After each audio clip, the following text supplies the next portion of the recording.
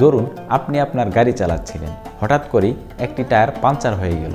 আপনি গাড়িতেই বসে আছেন আর দেখছেন একজন লোক আপনার গাড়ির পাশ দিয়েই হেঁটে যাচ্ছে। আপনি তাকে বললেন, ভাই আপনি আসবেন প্লিজ, আমার গাড়ির টায়ারটা পাংচার হয়ে গেছে।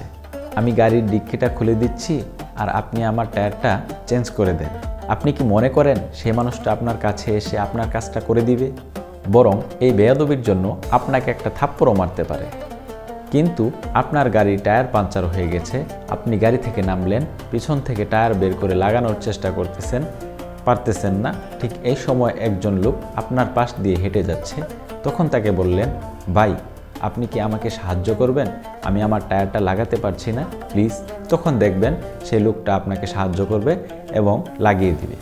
ঠিক তেমনি আমরা প্রতিদিন নামাজের সময় সূরা ফাতিহাতে বলি, ইহদিনাস সিরাতাল মুস্তাকিম, আমাদেরকে সরল সঠিক পথ দেখান।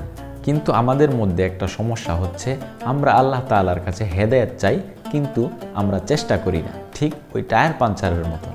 দিন শিখার কোনো আগ্রহই আমাদের নেই।